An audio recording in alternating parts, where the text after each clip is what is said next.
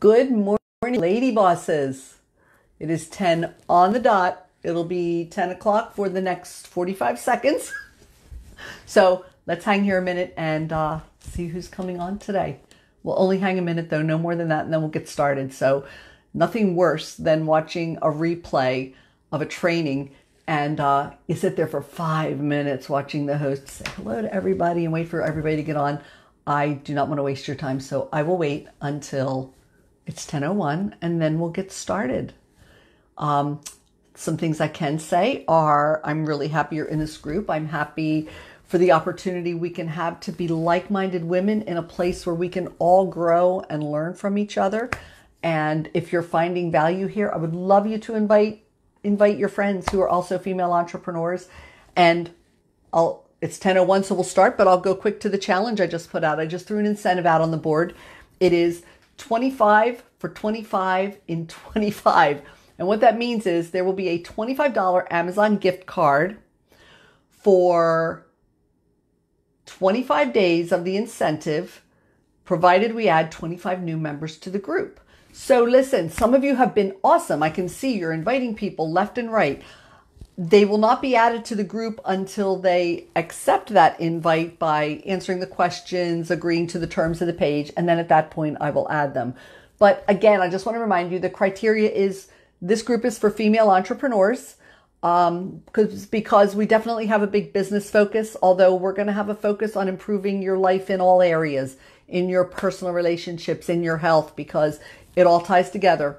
We are women juggling a million different things, so we definitely want that all to work together. So keep that in mind when you're discerning who to invite. Good morning, Melissa. She made it. Happy to see you. Okay, somebody else just joined. I can't see yet who that is. But okay, we are at 10:02. So it's Amy. Hey, Amy. 10:02. So we'll get started. I'm sure everybody else will dribble in over the next few minutes. But the topic for today is digital or paper planner. A lot of you are already deep into your business. You're already doing things, but you don't have a really good system for scheduling and organizing your time. And you're still really fumbling with all this. And part of it is you don't even know which direction to go. Should I go digital? Should I go paper? So first off, let's look at the pros and cons of digital versus paper. The biggest pro for going digitally is that you have your phone with you 24/7. So anywhere you are, you have access to all of your information. That is the biggest pro to going 100% digital. Now, in my opinion, in my little tiny opinion, that's the only pro. That's the only pro of going digitally. The pros of going to paper.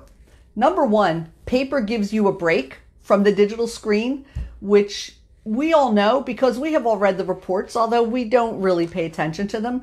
We are all participating in way too much screen time, whether it's on our phone, on our laptops, whatever. And there are some big health hazards to that. I can't believe the number of people I know, and this is adults to little children, who are having like really severe vision problems tied 100% to all the screen time they're participating in. So doing something on paper gives you a break from the screen. That's one pro to doing a paper planner. Another one, and this is a biggie, you get the satisfaction of checking things off on your to-do list, right? How many of you don't love to check things off that you've done on your to-do list, okay? To the degree that if we do something that wasn't on our to-do list, we write it on our list just so we can check it off. So we love doing that. That's another pro to having things on a paper planner. Another one is when you're looking at things on a small device. So for instance, I've been out already and I'm with somebody and we're going to schedule a coffee date. And I pull up my calendar and I'm looking at my monthly calendar on my screen, which is that big. And they look at it and they're like, oh my God, you're so busy, because they see stuff every single day.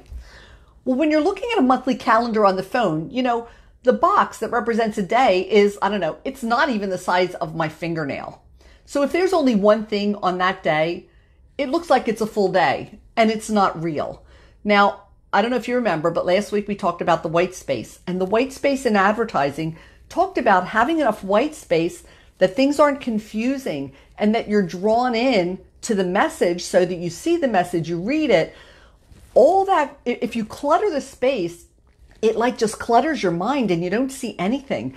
So when you're looking at things on a digital screen and they feel so cluttered, in your mind, it's like, oh my God, I am so busy. Like, oh my gosh, look at this. I don't have like a minute to squeeze anything extra in. But when you take that information and write it on paper, suddenly like, wow, like, yeah, I've got 2 phone calls today, but the rest of my day is open to work on other projects, to maybe make a coffee date. It takes all the clutter away and gives you a much more realistic look at your coming week. So it's really going to benefit you by uncluttering your mind, because when you unclutter anything in your space, you unclutter your mind and you are so much more productive. So that's another big benefit of doing things on paper.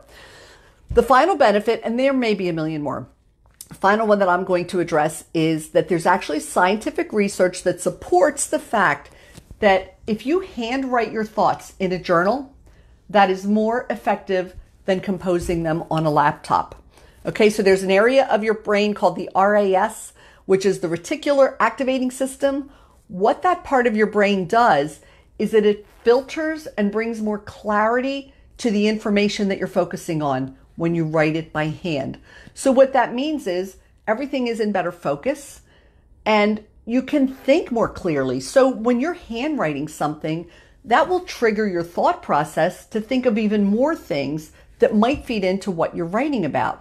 So it's going to, the creative juices are going to be flowing more. So there's scientific research that proves there's a benefit to writing things down.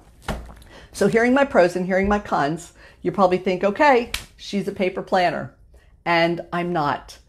Because if you talk to most people today, people who have really nailed down their scheduling and their planning probably do both. There's definitely a place for you to do both. And I definitely utilize both. And I'll get into how to make that work most effectively for you.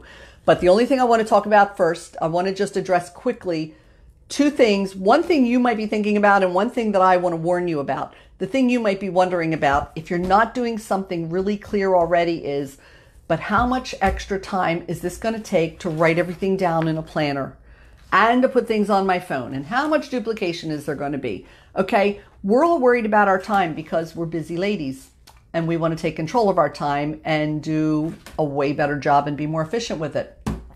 So here's the deal. If you take 15 minutes to a half an hour on a Sunday and plan and lay out your whole week, and that's all the time it should take. If it's taking more than that, you need to really take another look at it and think about what you're doing. But if it takes you more than 15 minutes to a half an hour to plan your whole week, then something's wrong.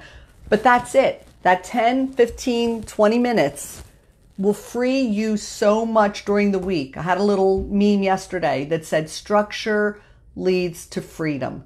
And it really does. The more structured you are, the more freedom you have to fill in those spaces. You're not wondering day to day like, oh my gosh, what's going on today? I think I made an appointment with someone. Did I forget it? What are the important things I should be working on? It's all laid out for you because you took 15 minutes to plan a week. That's all it takes. And then your whole week will go so smoothly if you apply it and if you work with the system. You can't just create it and then ignore it. You've got to work with it. But it works. It'll give you so much freedom. The pitfall I want to warn you about is that, okay, if we're talking about planners and you're thinking, okay, I think that sounds great. I want to do a paper planner. I use something called At a Glance 2019. For every day, it has a whole column and it's divvied off in 15-minute increments. So I have lots of room to plan my entire day. That's all I need. And I just want to warn you about some of the really fancy planners out there. There are some fabulous planners. I don't even know the names of them all. I think one's called a Panda. I don't know. So whatever. You've even talked about them online. I know there are planners people love. And there are planners that help you design vision boards and help you write down your goals every day and help you journal every day and help you, decorate the pages with stickers and colors and all that. And that's awesome. What my caution is, and this is to know yourself, if this means you're spending more time writing in and decorating your planner than you're spending actually getting things done, then you're just not doing this right. Your planner is meant to be a tool. It's not meant to be something that becomes so all-consuming that it takes you away from doing the things that you need to get done. That could be a pitfall. So be careful, because I know people like that. I know people who've gotten excited about these fancy planners, but I've known them well enough to say, don't do it. Don't do it, because I could see you being so excited about doing this and filling it in and do that you won't get the work done. You'll be spending 2 hours a day in your planner, and that 2 hours could be way better spent growing your business, spending time with your family, taking some time for yourself. So just be cautious. Make sure the planner becomes a tool that works for you. Those fancy planners might be the perfect tool for you. Just take all of that into account when you're buying one, okay? Okay, nuts and bolts. How do we do this? How do you use two systems and make it work and not make it all redundant? Okay, you all know by now the illustration of the rocks in a jar. The rocks are the most important things in your life, and then the pebbles, then the sand, then the water. We're cutting out the sand, but I have taken the rock analogy and I'm totally redefining it for scheduling. So this is a rock analogy for scheduling, okay? So first we start with the rocks. What the rocks are when you're scheduling your time is they are the appointments you have that are tied to a time that really aren't negotiable. Rocks can't be moved. Appointments can't be moved. If your child has a 5 o'clock doctor appointment tomorrow, you can't do anything else at 5 o'clock because you have to go to the doctor appointment, right? So they're the rocks in your schedule.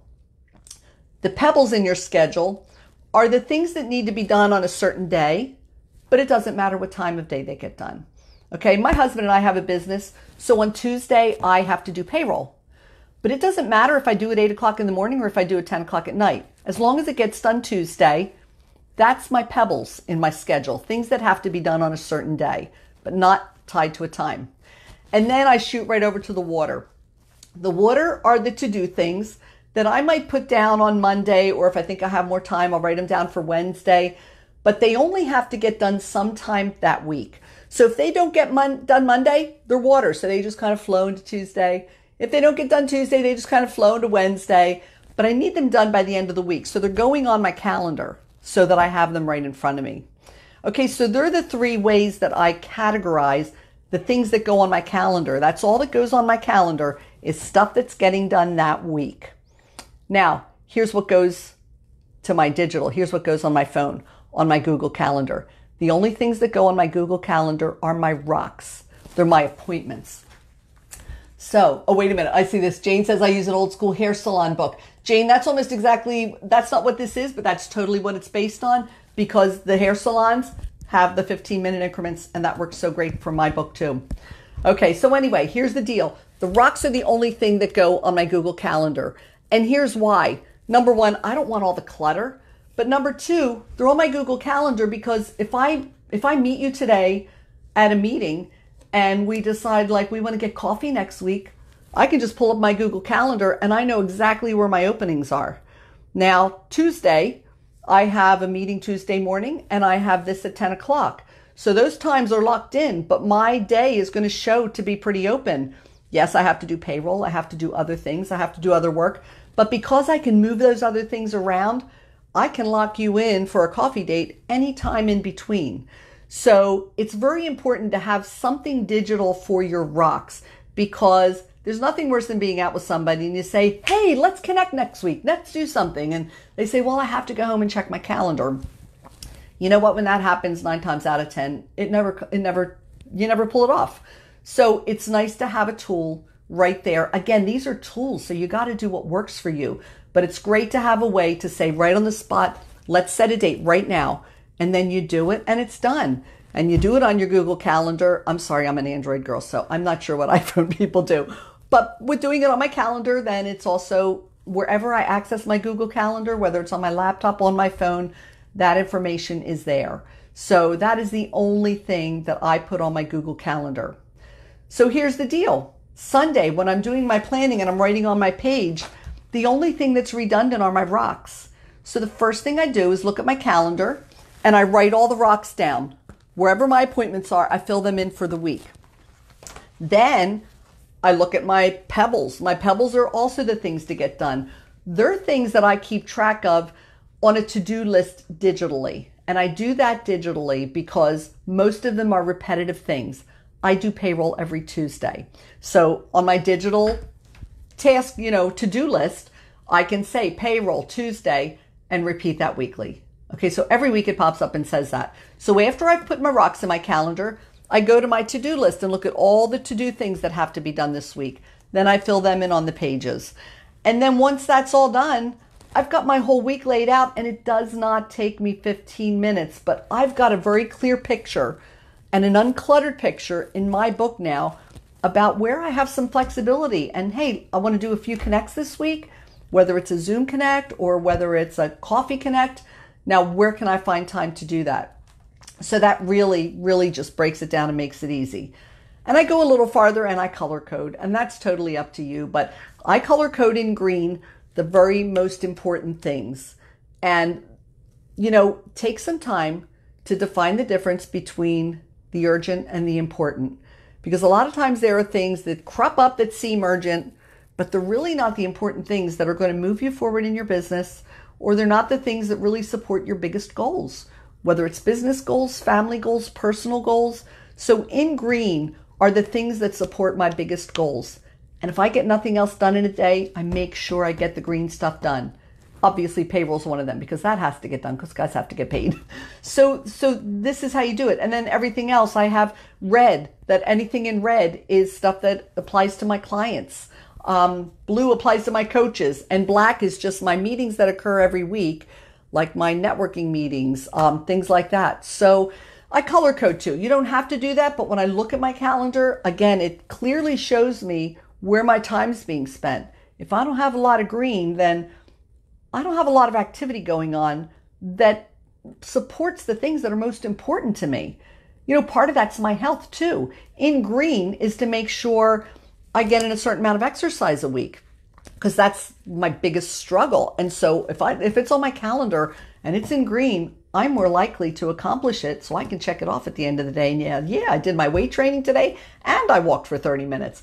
Whatever that is, whatever's important to you, really make that stand out so that if you get nothing else done in a day, but you get your important stuff done, that's a win-win. The minor stuff can be put off for another day. If it doesn't get done at all, maybe it's just not that important to begin with, okay? So that's how I do it. And then 2 more things I do. I have another to-do list that's just a little spiral notebook. In that to-do list, I just list things that I want to do at some point in time. Nothing that has to get done this week, but at some point in time, maybe I want to work on this particular project, or I want to do this or that.